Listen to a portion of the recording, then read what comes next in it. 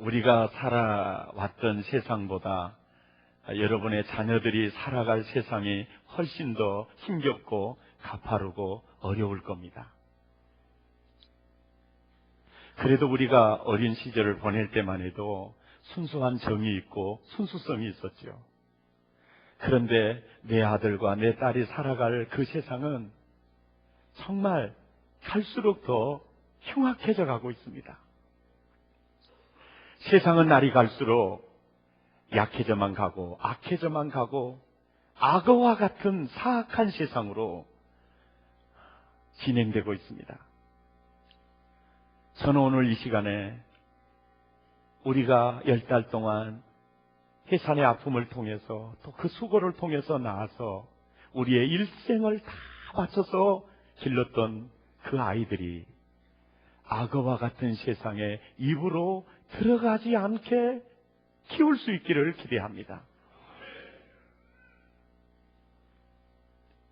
우리는 산 믿음의 자녀들로 키워야 합니다. 어떤 경우에도 그 입에 먹히지 않는 큰 인물로 키워야 합니다. 큰 인물로 키우는 매뉴얼 3가지를 오늘 말씀하려고 합니다. 유태인의 인구수는 세계 인구에 비해서 330분지의 1밖에 안 돼요. 그런데 노벨상 수상자는 거의 2분의 1을 육박하면서 차지하고 있습니다. 그래서 많은 사람들이 유태인을 연구했어요. 그 유태인 중에 큰 인물이 많이 나오는데 무엇 때문일까? 어떤 분들은요, 교육열이 좋아서, 교육열로 하면요, 유태인들이 대한민국 사람 못 따라와요. 그런데 건강한 가정이요. 그 유태인들에게 큰 인물이 나올 수 있었던 것은 유태인 가정이 건강한 가정이라는 거예요. 나는 여러분의 가정이 건강해지기를 기대합니다. 네, 건강해요. 문제 인물은 어디서 나오느냐? 병든 가정에서 나와요. 2차 대전을 일으켰던 히틀러, 병든 가정이었어요. 이번에 명문대에서 총기 난사 사건, 병든 가정에서 나오는 거예요. 지존파, 막가파, 지시 가문에 아주 누를 끼쳤던, 전부 다 병든 가정에서 나오게 돼요. 여러분, 건강한 가정을 가꾸기 위해서 가장 필요한 게 뭐냐면 부부가 잘 사는 거예요. 뭐가 잘 살아요?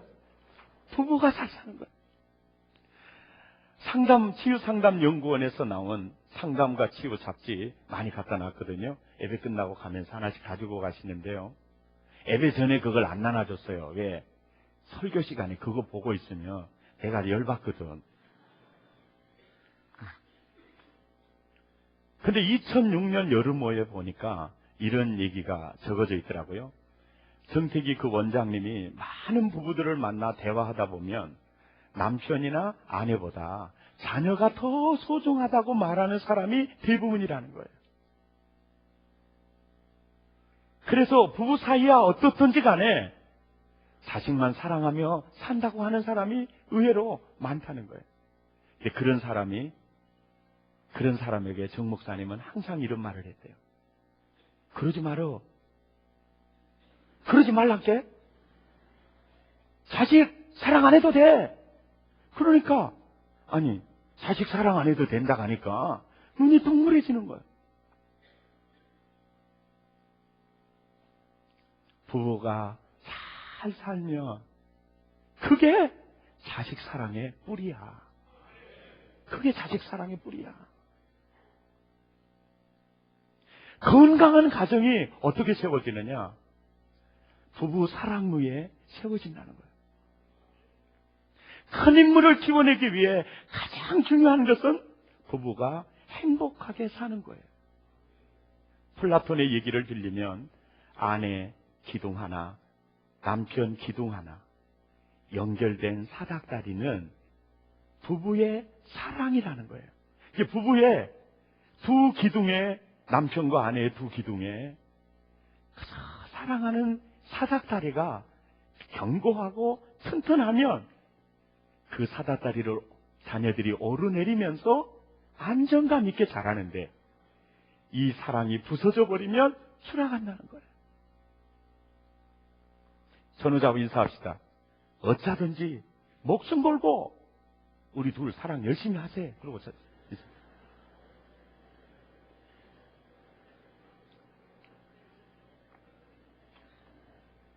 없다 가면 얻으라고 그래.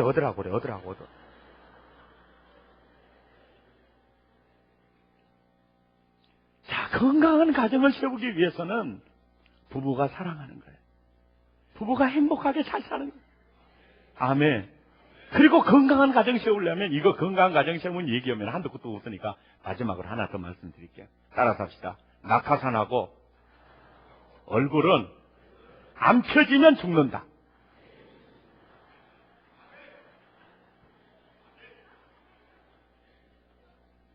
이런 신령한 말도 모르는 분들이 있어요. 자, 집사람하고 저하고 어디 가면 누가 상처받느냐? 내가 받아요. 꼭 영감할님들, 할머님들이 꼭 그러는 거예요. 아이고, 목사님 인자 보니까 사모님 덕에 사는구만. 그러면 우리 집사람 가만히 있어요. 집에 들어와가지고, 어야, 내가 쇠가 받도록 노력해가지고 사는데 응큼해가지고 아무 말도 안 하고 자빠져 있을 수 있냐? 그때 집사람이 하는 제 내복에 산지도 모르지? 그러고 가더라고. 그들이 뭘 알겠어요, 집사람. 근데 우리 집사람은요, 약간 속이 없다는 거. 그리고 허파에 바람 들어갔다는 거. 이게 뭐 말만 하면 웃음게. 그 웃는 거 하나 보고 나는 완전히 문제가 있어요. 참 고맙지요. 여러분, 남편이요, 얼굴이 펴지지 않으면, 아내가 펴지지 않고 이러면요, 남편부터 비상이 걸려가지고, 여러분, 이 긴장 속에서 자라는 거죠. 아, 제발 좀 인상 좀 펴. 누가 펴라게 해. 누가 펴야 펴제. 따라서 합시다. 거울은 항상 먼저 웃지 않는다. 이런 말을 듣고도 안 웃으시는 분은 정신과 진료가 좀 필요해요. 내가 웃을 때 거울이 웃어요. 아이고, 형님도 웃어요. 나도 웃을게.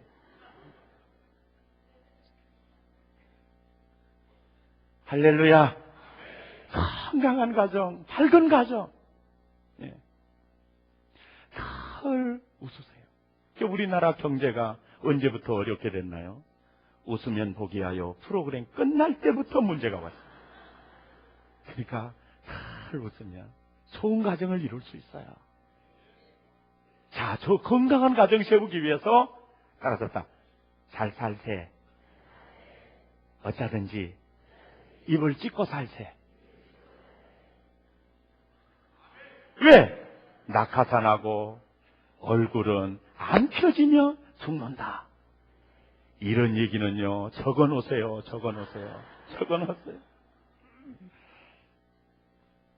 그리고요, 두 번째요, 큰 인물을 키워내기 위해서 건강한 가정이 중요하고요. 두 번째는, 아비들아, 너의 자녀를 노엽게 하지 말아라. 노엽게 하지 말라는 말은 엄격하게 하지 말아라. 가혹하게 하지 말아라. 편애하지 말아라. 또 결론은 그거예요. 상처 주지 말아라. 그 뜻이에요. 상처 주지 말아라. 상담과 치유라는 잡지에 실린 어느 남성의 이야기입니다. 2002년 가을호에 실린 이야기입니다. 이 형제는 사남매의 장남이었습니다. 아버지는 장남에 대한 기대가 컸습니다. 동생들에 비해 공부가 좀 처졌습니다. 그의 부모는 기대만큼의 그 장남에게 타박을 가했습니다. 초등학교 3학년 때 일입니다. 유난히 좋지 않은 성적표를 들고 집에 돌아온 그에게 아버지는 가혹한 벌을 내렸습니다. 식구들 모두가 저녁 식사를 하는데 그를 식당 옆에 베개를 들고 벌을 서게 했습니다. 그날 밤 그는 세상에 태어나서 처음으로 저녁밥을 굶었습니다. 자존심은 처참하게 뭉개져 버리고 말았습니다. 사상에 치명적인 타격을 받은 것입니다.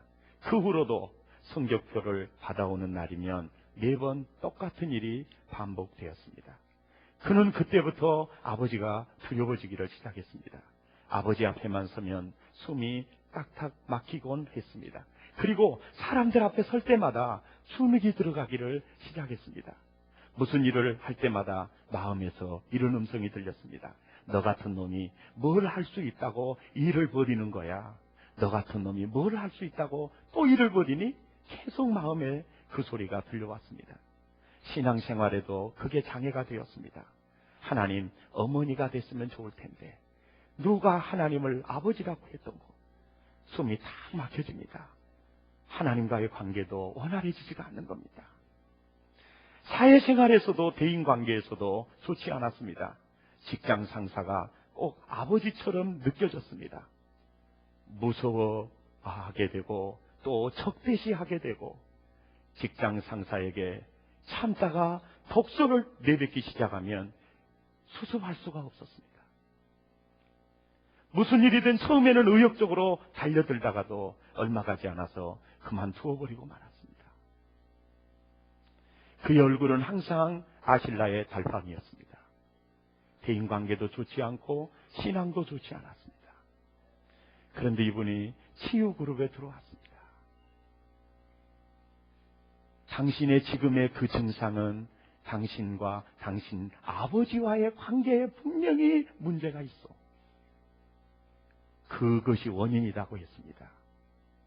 그럴 때 나는 아버지를 좋아하지 않습니다. 아버지가 원수만 같습니다. 그럴 때 얘기를 다 털어놓게 했습니다. 그리고 치유 그룹원들이 그를 위해서 중보기도를 하면서 리더가 이렇게 했어요. 아버지 살아계신가요? 10년 전에 돌아가셨습니다. 그러면 당신은 그 부분을 치유되지 않으면 신앙도 직장도 가정도 어렵습니다. 당신의 그 쓴뿌리가 치유되어야만이 당신의 세상은 밝아질 수 있습니다. 어떻게 치료될 수 있습니까? 아버지는 이미 돌아가셨고 지금 공상세계에 아버지를 초청하십시오 그랬습니다. 공상세계에 아버지를 초청하십시오. 그리고 아버지가 지금 이 앞에 있다고 생각하고 아버지에게 하고 싶은 얘기를 다 털어놓으십시오 했어요. 처음에는 어색했거든요. 나중에는 털어놓기 시작하면서 울기를 시작한 거예요. 그리고 얘기가 끝나면 리더는 또 그럽니다. 또 섭섭한 것이 없나요? 그러면 또 얘기를 합니다. 그리고 얘기가 끝난 것 같으니까 아버지에게 마지막으로 할 말 없나요? 딱 아버지에게 퍼붓기 시작하면서 통곡하기를 시작합니다. 그렇게 다 끝난 다음에 리더가 그럽니다. 그러면 아버지는 우리 형제에게 상처만 줬나요? 아버지의 가장 따뜻하게 아버지가 다가올 때는 한 번도 없었습니까? 없다고 그러던 그가 있습니다. 그걸 얘기해 보시오. 그랬더니 그걸 얘기를 하면서 흐느끼기를 시작하는 거예요. 또 없나요? 또 있었어요. 또 그 좋은 추억들을 되새기면서 얘기를 하기 시작했어요. 그러면서 디둥국들기를 시작해요. 아버지, 내가 내 아들을 사랑한 것처럼 아버지가 나를 사랑했었는데 아버지 받은 상처만이 너무 크게 보였고 따뜻한 사랑을 제가 보지 못한 걸 보고 그게 상담을 통해서 이제 보게 된 거예요. 그리고 치유그룹 멤버들이 다 나갔습니다. 그리고 형제님, 지금 예수님이 형제님과 함께 있습니다. 형제님의 그 쓴뿌리를 치유하실 분은 오직 예수님밖에 없습니다. 지금 예수님이 당신이 치료받기를 원하십니다. 당신이 이제까지 아버지에게 상처받았던 거 예수님께 그대로 다 내려놓으시기를 바랍니다. 예수님 지금 그걸 털어놓기를 원하십니다. 너는 스스로 시편 62편 8절에 백성들아 스스로 저를 의지하고 그 앞에 마음을 토하라. 하나님은 우리의 피난처시로다. 당신의 피난처는 예수님입니다. 예수님, 나를 고아와 같이 버려두지 않겠다고 하셨고 세상 끝날까지 내가 너와 함께 있으리라 하셨습니다. 지금 오늘 이 시간 그 예수님께 내려놓기를 주님이 기다리고 있습니다. 그 아픈 상태를 그대로 내려놓으십시오. 그가 예수님에게 다 토해내놓기를 시작했습니다. 예수님, 주님이 나를 어루만져 주십시오. 다 털어놓고 난 다음에 리더가 그렇게 얘기했습니다. 주님의 뭐라고 말씀하시는지 이제 주님의 음성에 귀를 기울여 보십시오. 그런 겁니다. 주님이 뭐라고 말씀하시는지 그 음성을 들으시기를 바랍니다. 그런데요, 다 쏟아놓고 나니까요, 예수님이요, 성령 안에서 마음을 통해서 예수님이 말씀하시는 거예요. 네가 네 아들 사랑하니? 예, 제가 제 아들 사랑해요. 얼만큼 사랑하니?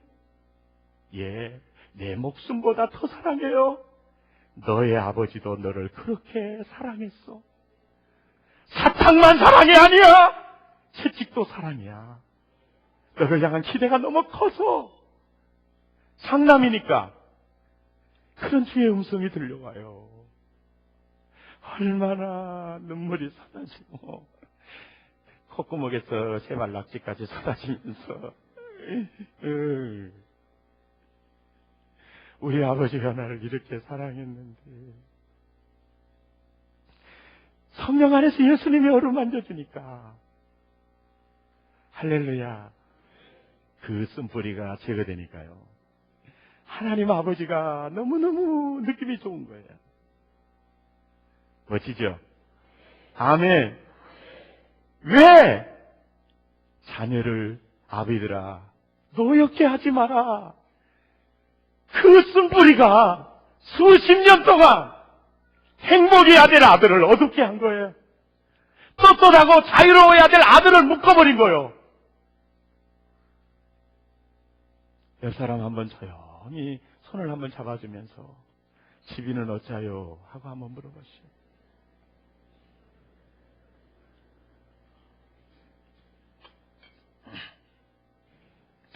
저는요, 그 정태기 목사님 그 얘기 잊을 수 없는 얘기가 있어요. 여러분 뭐 들으셨으니까 또 기억을 한번 해봐요. 정태기 목사님 아버님은 다른 여자를 만나서 다른 섬에 가서 살림을 차리고 살았어요. 그래도 꼭 늦가을에는 꼭 자기 집에를 왔어요. 그러면 자기 엄마는 그 왼수 무엇이 좋다고 계속 약을 데려주더라는 거야. 누구 줘라고 데려주는지는 모르겠지만 처음 생각을. 그게 여러분 전라도 여인들의 정말 멋진 모습입니다. 멋진 모습. 예. 이런 아멘을 가리켜서 산소형 아멘이라고 그럽니다. 예. 그러면 아버지가 왔다고 맛있는 음식 해줘요. 택이 어렸을 때 한 번도 보지 못한 맛있는 음식에 어느 손이 갈 거 아니에요? 그 순간 아버지가 싸대기를 붙여버리니까 처음이 하늘을 날아가지고 미사일로 변해갔어요. 그때부터 그 노여움이, 그 상처의 쓴뿌리가 자리를 잡아요. 그래서 그때부터 그는 사람이 두려워지기를 시작했어요. 특히 남자가 두려워지기를 시작했어요. 무서워지기를 시작했어요. 그래서 그는 평생에 사람들에게 참 얌전하시네요, 참 착실하십니다, 그 얘기를 들었어. 왜? 너가 뭐이라고만 하면 또 사대기가 올라올 줄 모르니까 준비하니라고. 그걸 모르고 사람들은 얌전하다고 착실하다고 그랬어. 별명 꼬다는 보리차도.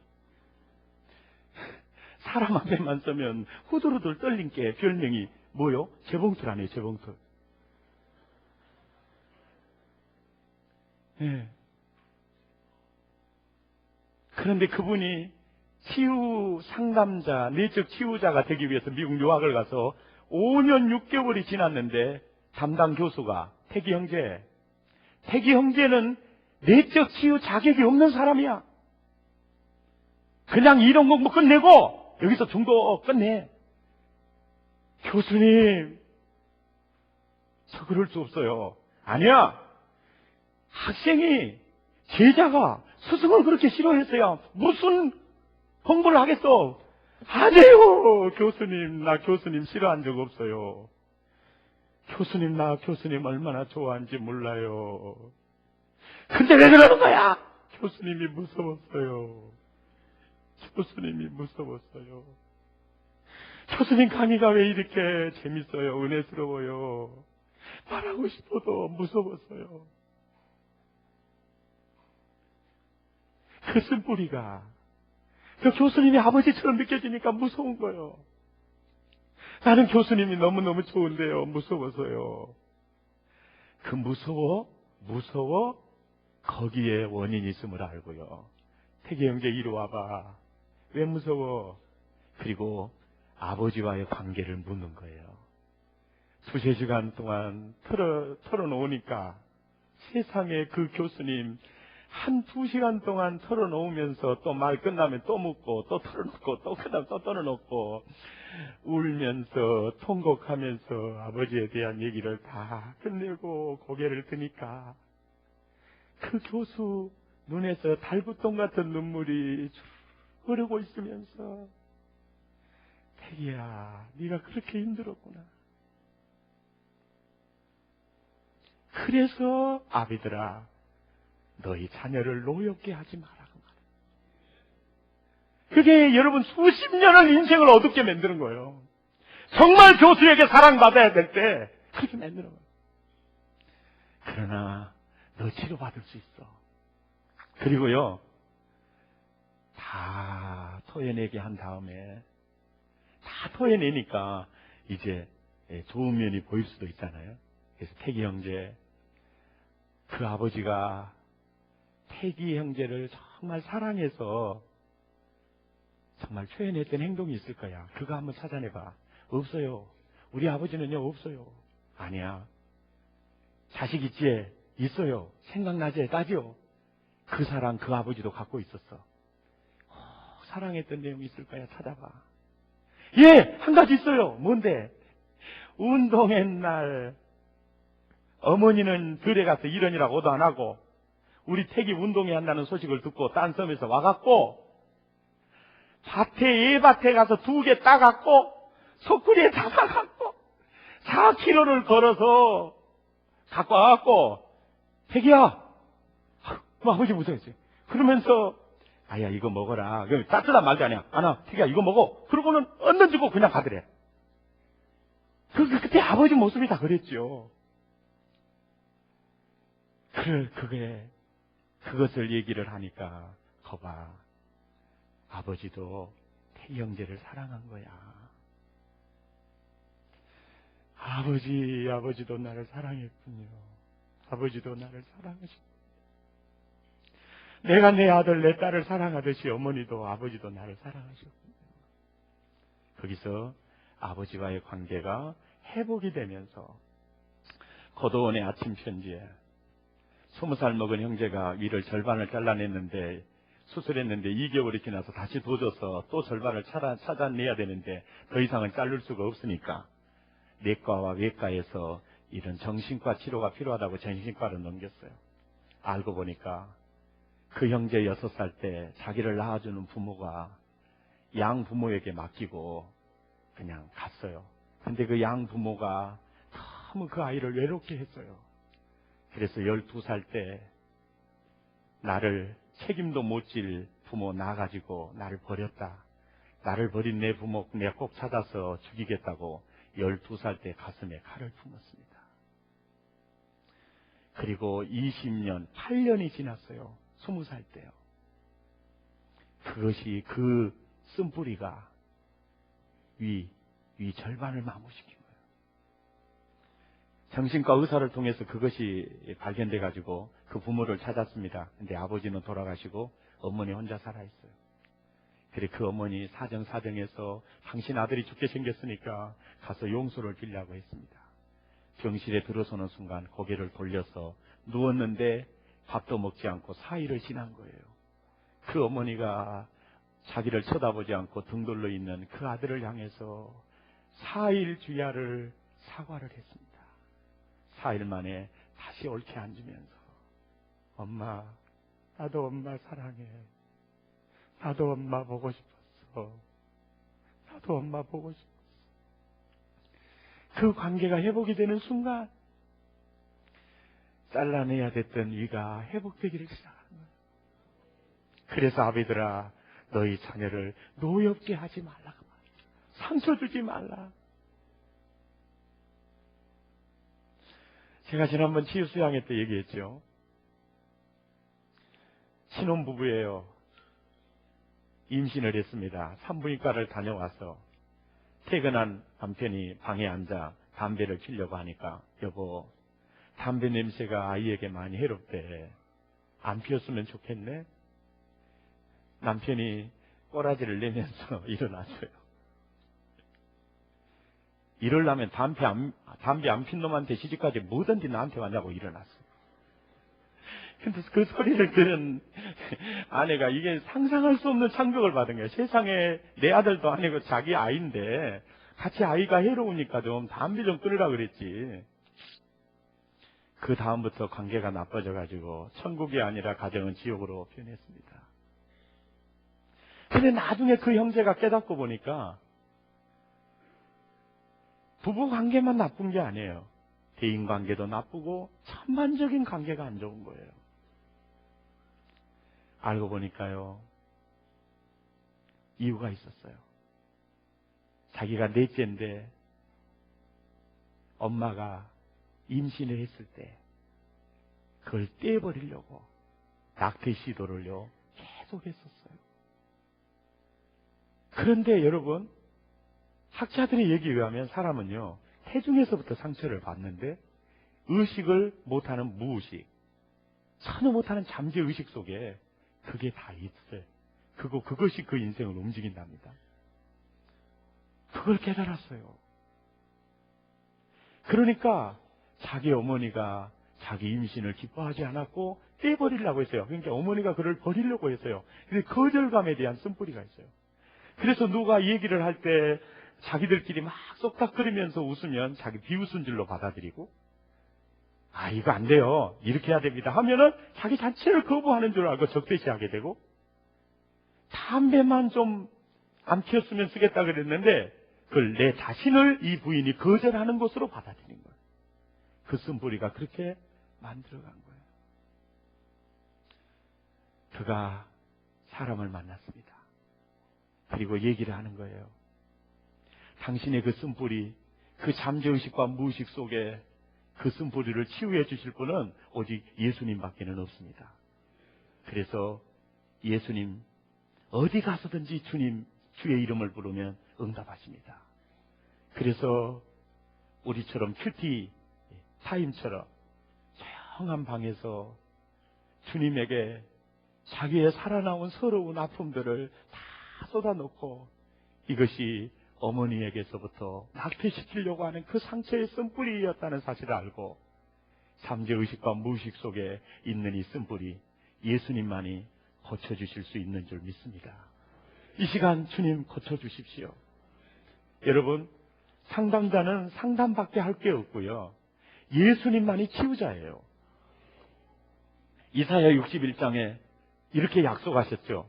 주 여호와이시니 내게 임하셨으니 마음 상한 자 고치며 슬픈 자 위로하고 슬픔 대신에 희락의 기름을 부어주고 근심 대신에 찬송의 옷을 입혀서 의의 나무를 만들어 여호와의 영광을 드러낼 자라 일컬음을 얻게 하려 하심이니라.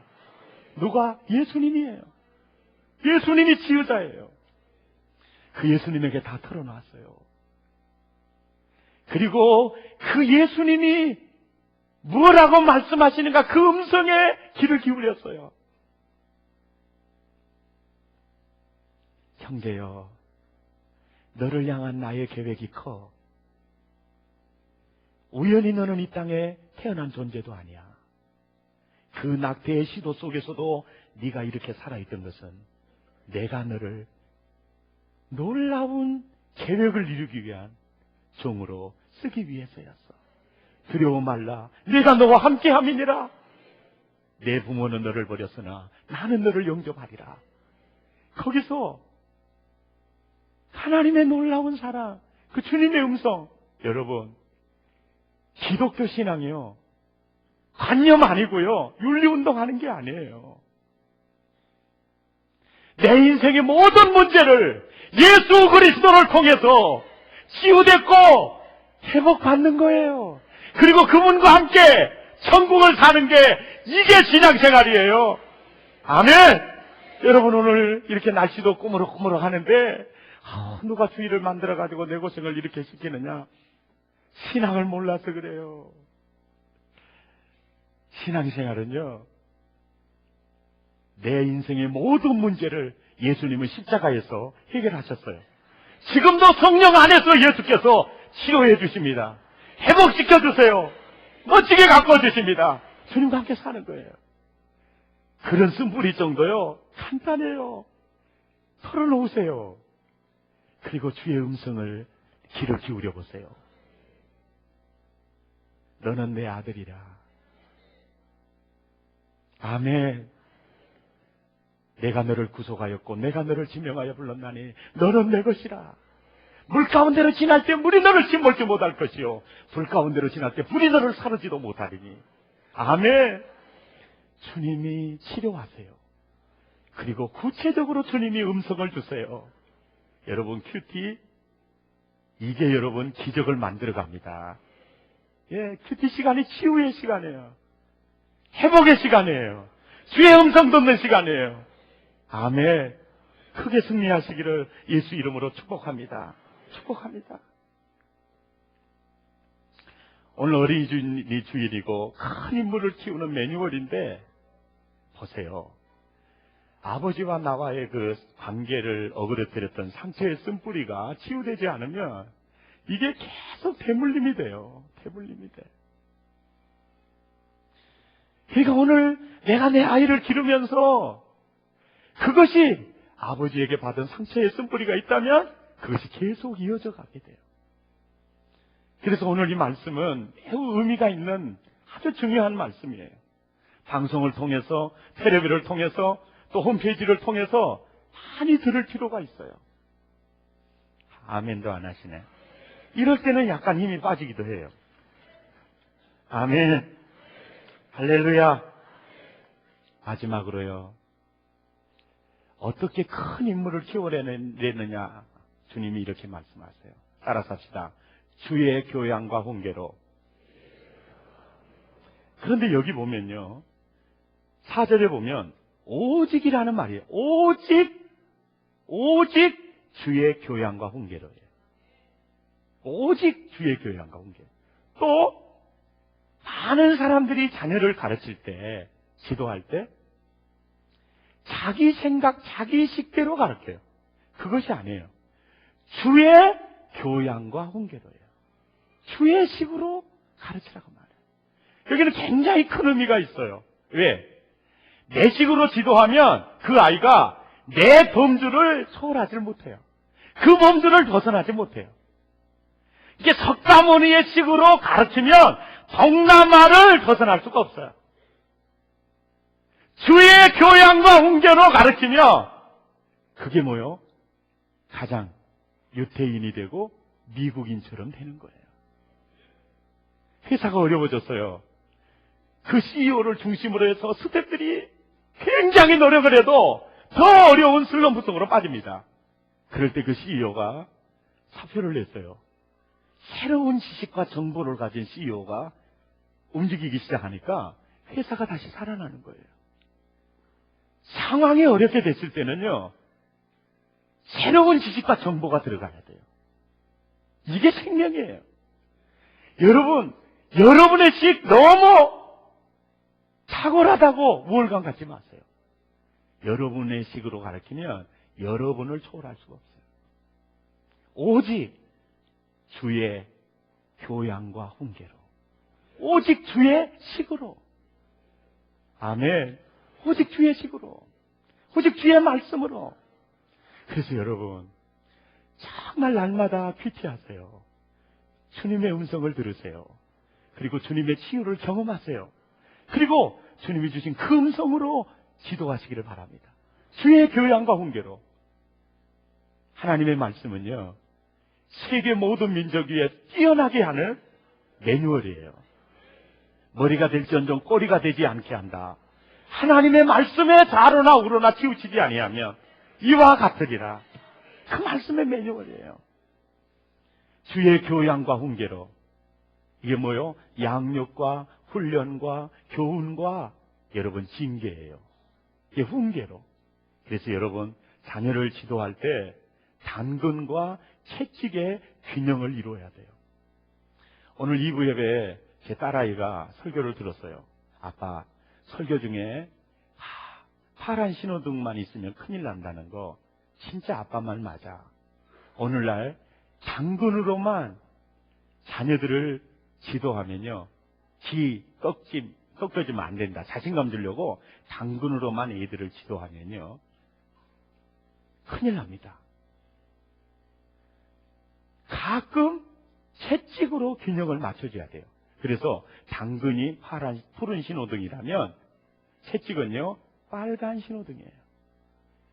이 길 가면 안 되면 그거는 막아줘야 돼요. 빨간 신호등. 또 가면 초달로 다스려야 됩니다. 당근만 있으면 여러분 큰일 납니다. 그러면서 그런 얘기를 해요. 아빠, 그 말이 참 맞아. 우리 학교에 석사 과정에 심리학 전공하는 아주 유능한 학생이 과정을 다 수료하고 석사 논문을 제출했어요.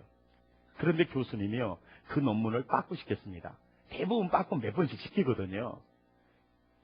그 빠꾸를 다 시키니까 자기는 이제까지 살아오면서 한 번도 빠꾸 맞은 적이 없어요. 근데 거기서 빨간 신호등이 딱 켜지니까 거기서 충격받아가지고 심리학을 전공하는 석사 과정이에요. 우울증이 온 거예요. 그래서 자살해서 죽었어, 아빠. 이게 바로 요즘 젊은이들이에요. 왜 자살수가 늘어납니까? 전부 푸른 신호등만 있었어요. 그들이 왕이었어요. 거칠 것이 없이 나갔습니다. 사회가 그러나요? 앞에 탁 막으면요, 자기 인생 포기해버리는 거예요. 그런데 어떤 분들은요, 초달로 다스리라 하니까 여러분, 당근보다요 채찍을요 훨씬 주의해야 돼요. 자녀를 교육할 때 가장 중요한 것은 자녀와의 관계예요. 내 자녀와의 관계가 빗나간 상황에서 교훈도 채찍도 전부 상처가 돼요. 잔소리가 돼요. 관계가 생명이에요. 여러분 신앙생활도요, 목사와 양과의 관계가 대단히 중요합니다. 이 관계가 설정이 됐을 때 무럭무럭 자라게 돼요. 관계가 비뚤어지면요, 자라질 않아요. 부모와 자식도 그래요. 부모와 자식 관계가 지금 관계가 깨졌어요. 그러면 관계를 회복해 가야 돼요. 아, 아빠가 나 사랑하는구나. 엄마가 정말 나를 사랑하는구나. 그 관계가 형성이 됐을 때 교훈도 채찍도 효과가 있는 거예요. 아멘. 그렇게 있는 거예요. 그리고 여러분, 특별히 아이들 자라면서 막 반항할 때도 있어요. 그게 초등학생일 때도 있을 수 있고 중학생일 때도 있을 수 있고 고등학교 다닐 때도 있을 수 있습니다. 그럴 때 사람들이 그래요. 도대체 어릴 적에는 그렇지 않던 애가 요즘 왜 그런지 모르겠다고 그러면서 막 당황을 하는데요. 아이들은요, 언제나 성장 과정에 삐딱선이라고 하는 배를 타고 갈 수 있다는 거예요. 이게 아주 삐딱선. 아이들이 자라는 과정에는 인생의 격동기를 만날 수 있고 심리적 부담과 긴장으로 인해 나타난 분노와 반응들은 그들이 죽지 않고 살아있다는 표현이고 성장 과정이라는 거예요. 가장 만만한 존재가 누구냐? 어머니. 반 죽습니다. 너무너무 상처가 돼요. 한창 자라나는 자녀에게 정서적인 이런 반항, 이런 문제가 없다면 심리학자들은요, 더 큰 문제를 안고 있다고 합니다. 그래서 자녀를 잘 기르려면요, 따라서 합시다. 맷집을 길러라. 맷집을 기르라는 거야, 맷집을. 하나님의 성품을 닮아가요. 어떤 성품? 그는 인자하시고 노하기를 더디하시고 길이 참으시고. 어떤 아이가요, 하도 엄마 속을 썩였어요. 한 대 때렸습니다. 너 방에 들어가서 하나님께 회개 기도해. 알았어? 응, 알았어. 들어가 기도를 했어. 한참 기도하고 나와요. 엄마, 나 기도 다 했다. 뭐라고 기도했니? 이렇게 기도했어. 하나님, 어머니에게 오래 참는 은혜를 베풀어 주었어. 아멘. 오래 참는 은혜를 베풀어.